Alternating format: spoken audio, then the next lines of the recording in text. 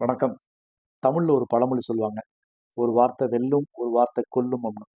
இன்றைக்கு அந்த வார்த்தையினுடைய வீரியத்தை கண்கூடா நம்ம பார்த்துக்கிட்டு இருக்கோம்.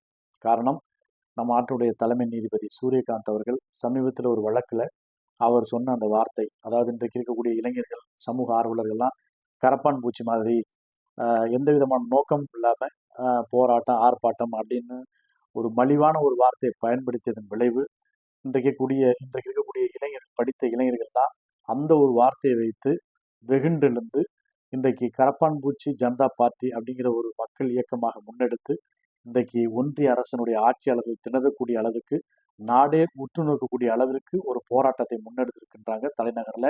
உண்மையிலேயே பாராட்டக்கூடியது.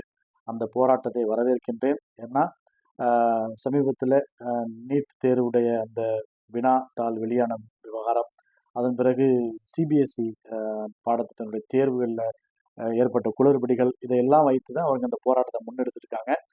அவங்களுடைய போராட்டத்தினுடைய நோக்கம் என்னன்னா, இதற்கு காரணமான ஒன்றிய கல்வித்துறை அமைச்சர் தர்மேந்திர பிரதான் அவர்கள் வந்து பதவி விலகணும்.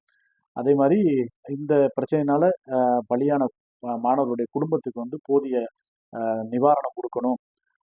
இனிமேல் நடக்கக்கூடிய தேர்வுகள் வந்து வெளிப்படைத்தன்மையோட இருக்கணும் அப்படிங்கிறத மையமா வச்சு இந்த போராட்டத்தை முன்னெடுத்திருக்காங்க. உண்மையிலே இந்த போராட்டத்தை வரவேற்கின்றேன்.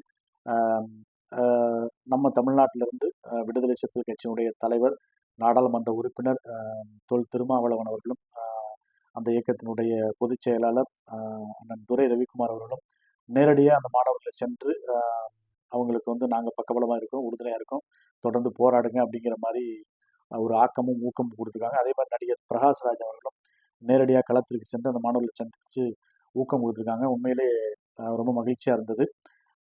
அவங்களுடைய இந்த போராட்டத்தை இன்னும் வீரியமடைறதுக்கு நம்ம சமூக ஆர்வலர் சோனம் அவங்களுடைய அந்த உண்ணாவிரதமும் இதுக்கு ஒரு முக்கிய காரணமாக இருந்தது.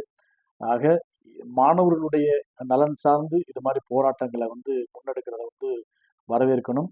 இந்த மாதிரி நீட் இந்த மாதிரி தேர்வுகளால் பாதிக்கப்படுற மாணவர்களுக்கு உரிய நிவாரணம் வழங்கணும் அப்படிங்கிறதும் நம்ம வந்து முன்வைக்கிற கோரிக்கையாகவும் சிறப்பான இந்த அவங்க வைக்கிற கோரிக்கைக்கு நம்மளும் ஆதரவு குரல் நீட்டுவோம். தில்லியில் தலைநகரில் இந்தியாவில் இருக்கக்கூடிய எல்லா இடங்கள்ல இருந்தும் இந்த போராட்டத்துக்கு வந்து ஆதரவு கரம் நீட்டிக்கிட்டு இருக்காங்க. நம்ம தமிழ்நாட்டு இளைஞர்கள் நாளைக்கு ஒரு திரைப்படம் வெளியாகுதுன்னு நினைக்கிறேன். அந்த திரைப்படத்திற்கு எப்படி கொண்டாடலாம், அதை எப்படி வரவேற்கலாம்ங்கிறது நம்மள பல இளைஞர்கள் அதுலையும் ஈடுபட்டுக்கிற மாதிரியும் செய்திகள் வருது. பொறுத்திருந்து பார்ப்போம் நம்முடைய இளைஞர்கள் என்ன பண்றாங்க. நன்றி.